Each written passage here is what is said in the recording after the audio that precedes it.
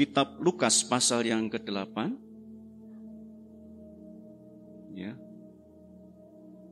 Kitab Lukas pasal yang ke-8, ayat yang ke-40 sampai dengan ayat yang terakhir lah. 56 kalau tidak salah. Ada dua kisah di sana. Yang pertama kisahnya kepala ibadat, yaitu anaknya yang sakit parah. Lalu yang kedua, seorang perempuan yang sakit pendarahan yang sekitar 12 tahun. Ada dua kisah. Namun saya ingin membahas nanti yang berkaitan dengan anak daripada kepala ibadah ini. Di dalam ayat yang ke-40 saya bacakan. Judulnya Yesus membangkitkan anak Yairus dan menyembuhkan seorang perempuan yang sakit pendarahan. Ketika Yesus kembali, orang banyak menyambut dia sebab mereka semua menanti-nantikan dia. Maka datanglah seorang yang bernama Yairus. Ia adalah kepala rumah ibadat. Sambil tersungkur di depan kaki Yesus, ia memohon kepadanya supaya Yesus datang ke rumahnya. Karena anaknya perempuan yang satu-satunya yang berumur kira-kira 12 tahun hampir mati. Dalam perjalanan ke situ, Yesus didesak-desak orang banyak. Adalah seorang perempuan yang sudah 12 tahun menderita pendarahan dan yang tidak berhasil disembuhkan oleh siapapun.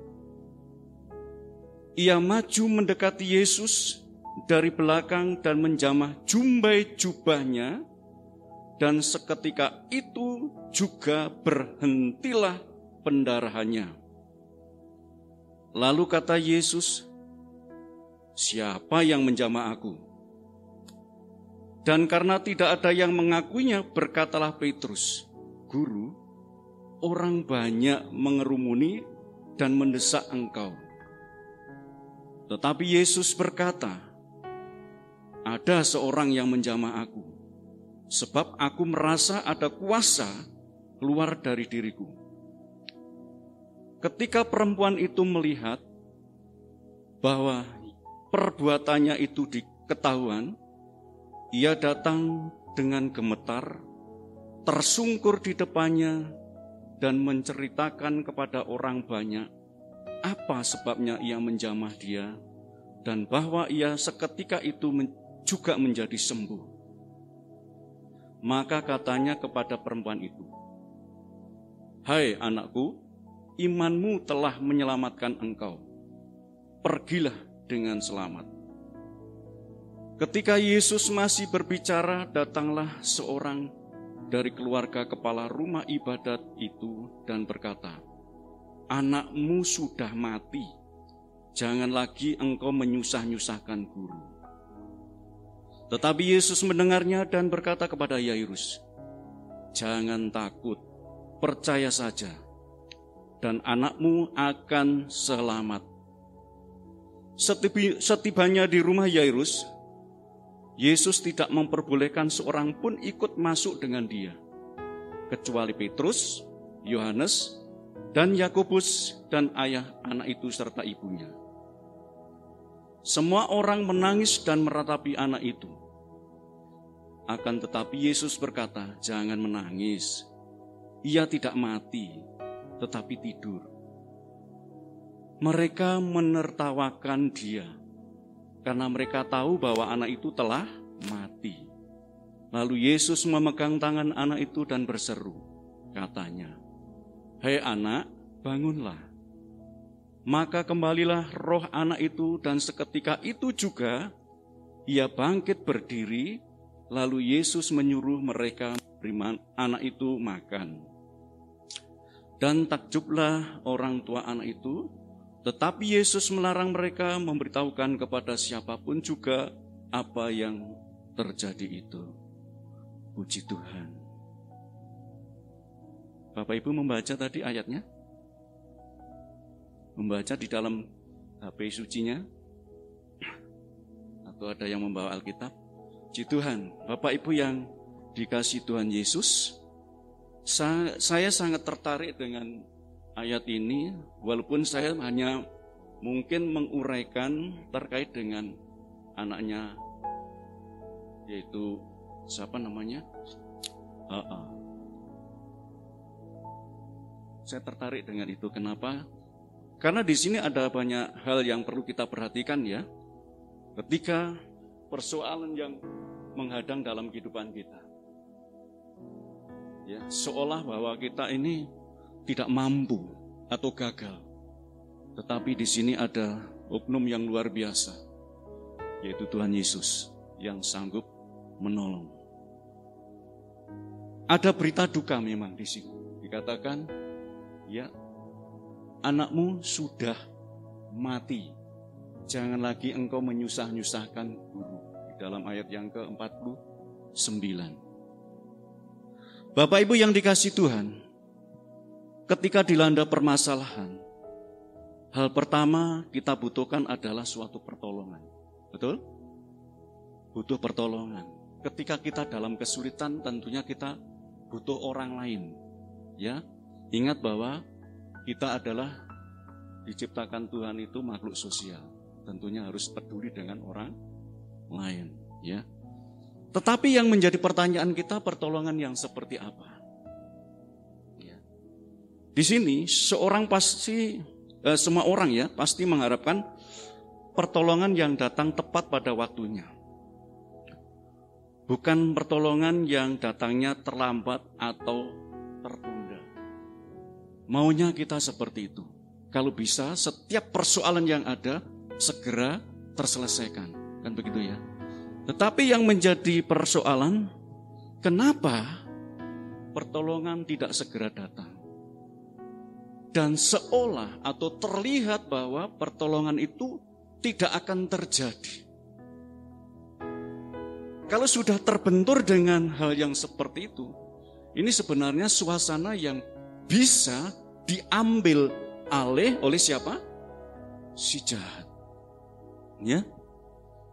Mungkin kita sudah mengatakan demikian. Saya kan sudah berdoa, minta Tuhan segera menolong. Mungkin saudara atau Bapak Ibu memakai ayat firman. Nah, yang tadi? Iya. Mungkin ayatnya demikian yang dikutip dari kitab Mazmur 70. Ya, mungkin berdoa minta Tuhan segera menolong dengan memakai ayat firman, ya Allah. Nah, gitu ya. Bersegeralah melepaskan aku, menolong aku ya Tuhan. Mintanya seperti itu, kalau bisa itu segera terjadi. Ya. Kalau Pak Tarno mungkin yang tukang sulap, bim salah bim jadi apa, brak kan gitu ya. Langsung jadilah begitu. Tetapi ini membutuhkan satu proses di mana Allah mau bekerja di dalam setiap orang yang percaya kepada Tuhan. Kan begitu ya? Haleluya. Tetapi yang menjadi pertanyaan kembali, bagaimana rasanya jika pertolongan yang ditunggu-tunggu ternyata datangnya terlambat? Nah, terlambat. Gusar enggak dalam pikiran kita, dalam hati kita? Ini yang dihadapi persoalannya anak yang sedang sakit parah. Mungkin bisa jadi dikatakan ini lagi sekaratul maut, mungkin seperti itu. Ini menjadi persoalan yang, menakutkan. Ya.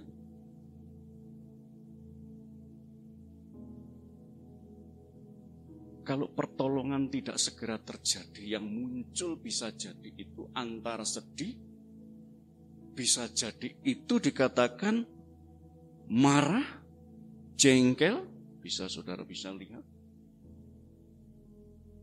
kecewa, bersungut-sungut, dan pada endingnya meninggalkan Tuhan dengan menyimpan kepahitan yang akut. Banyak di dalam kekristenan kita karena kecewa, sakit hati, gampang sekali meninggalkan Tuhan. Ya. Tetapi Bapak Ibu yang dikasihi Tuhan, kalau kita perhatikan di dalam ayat yang ke-42, ayat 42,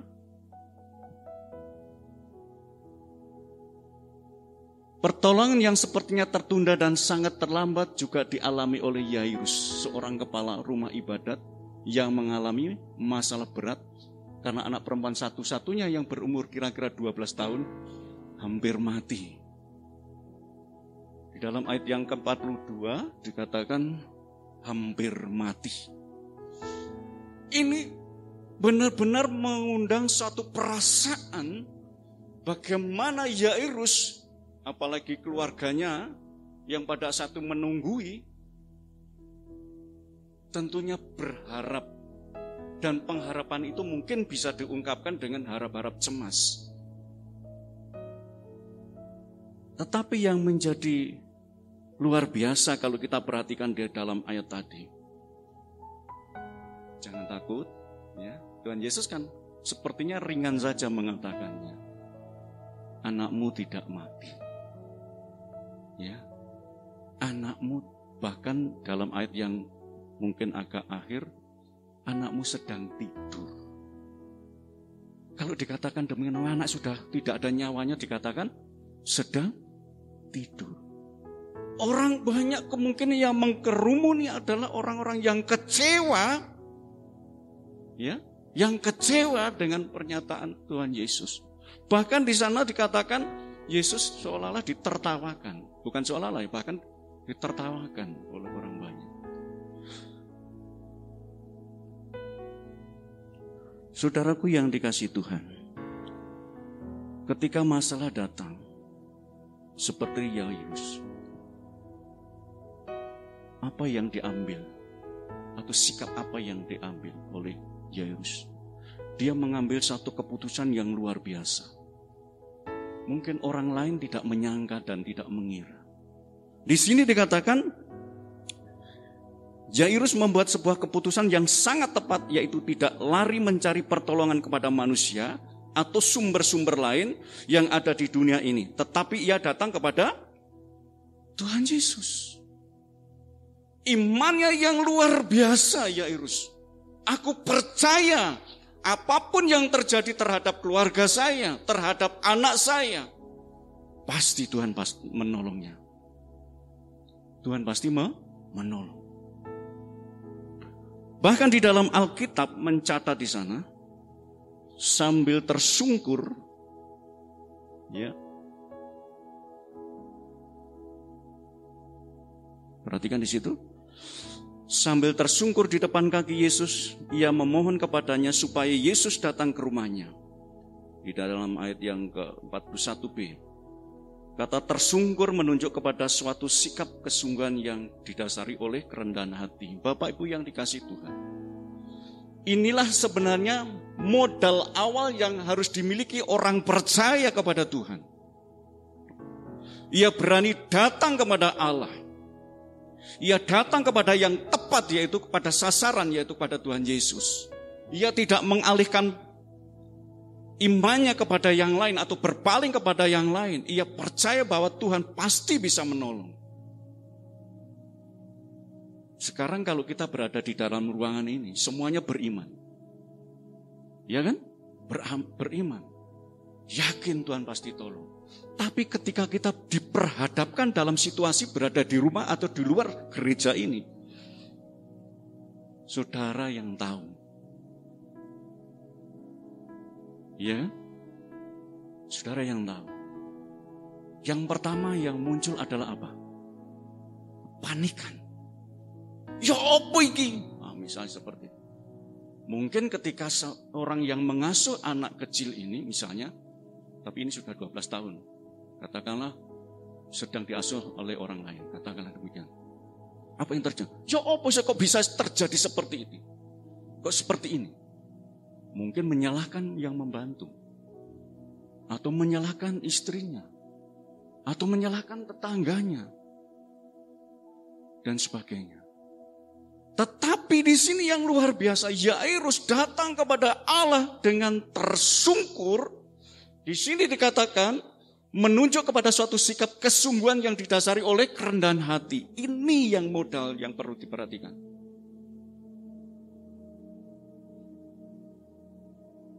Ia tidak merasa malu dan gengsi meski dilihat oleh orang banyak. Ia tidak menghiraukan statusnya sebagai kepala rumah ibadat. Dengan kata lain, ia rela menanggalkan segala atribut demi bertemu dengan siapa? Tuhan Yesus. Ingat loh, ini dia seorang kepala ibadat. Artinya disegani oleh banyak orang. Bahkan jemaat. Tetapi di sini meninggalkan semuanya. Dan ia datang kepada Yesus demi anaknya untuk mendapatkan pertolongan Tuhan. Bapak Ibu yang dikasihi Tuhan. Kita perhatikan siapa sih Yairus ini. Selain kepala rumah ibadat adalah orang yang terpelajar dan ia tahu bagaimana cara yang sopan untuk menghadap kepada orang yang terhormat seperti Yesus.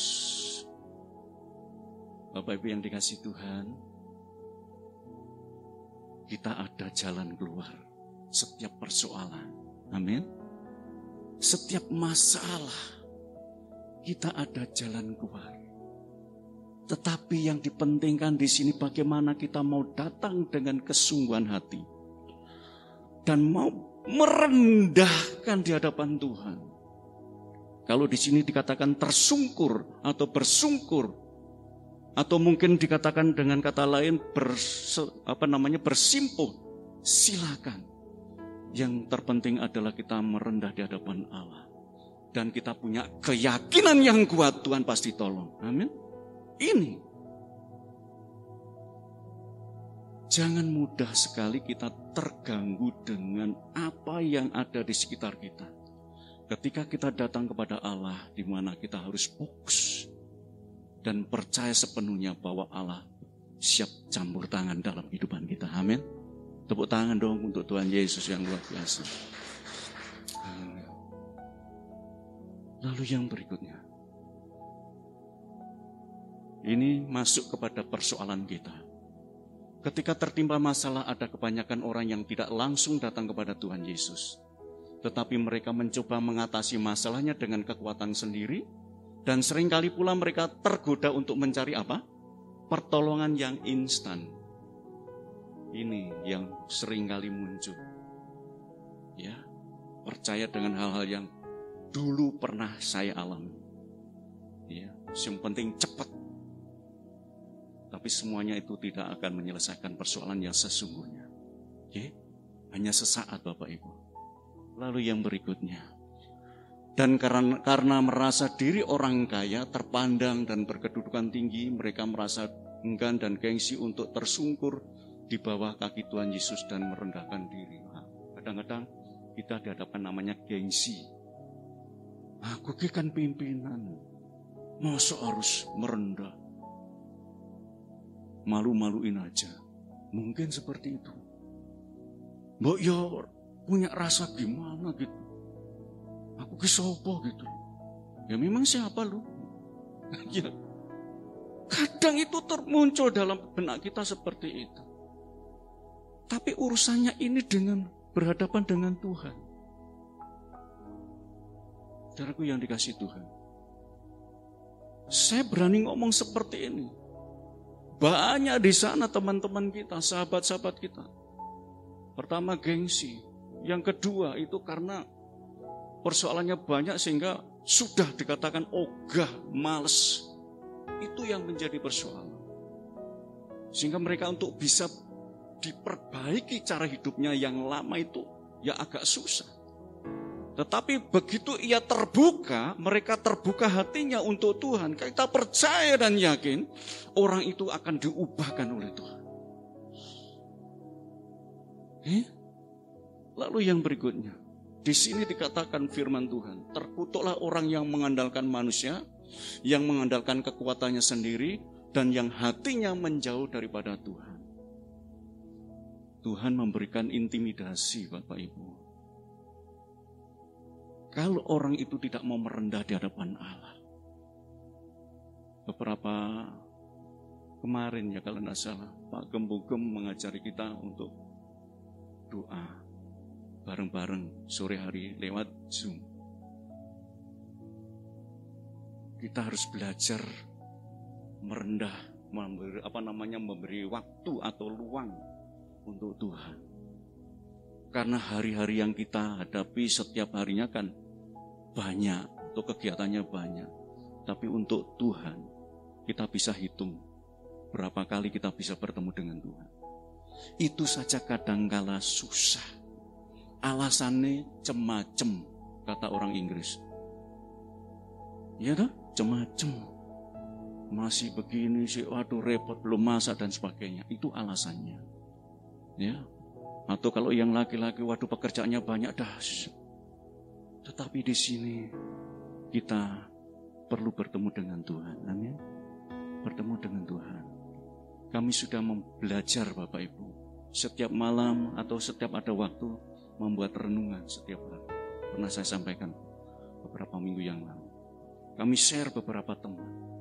Saya tidak peduli mau respon atau tidak, menerima atau tidak, yang terpenting saya mau belajar untuk memberkati orang lain. Butuh waktu enggak Bapak Ibu? Butuh waktu. Ya. Bahkan kalau share untuk Alkitab, saya tidak mengerti Bapak Ibu membaca atau tidaknya, hanya sebagai ungkapan supaya saya senang. Terima kasih firman-Nya hari ini dan sebagainya, itu urusan Bapak Ibu. Tetapi yang terpenting kita butuh Tuhan. Amin. Kita untuk merendah ini penting. Apalagi sekarang situasinya tidak menentu. Saya sering kali berulang-ulang ngomong seperti itu. Kenapa? Kita sudah dihadapkan, kalau kemarin sudah reda namanya pandemi 19 ya, ada Delta dan sebagainya. Sekarang muncul lagi namanya Omikron dan sebagainya. Nanti muncul apa lagi? Kita sebenarnya sudah dihadapkan dengan namanya maut.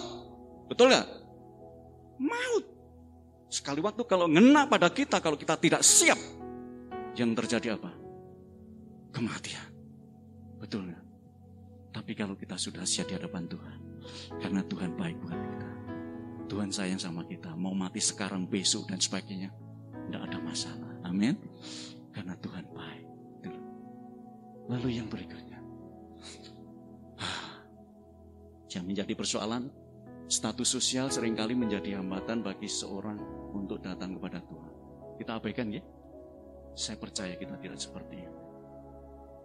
Pertolongan kita adalah dalam nama Yesus, bukan yang lain. Amin.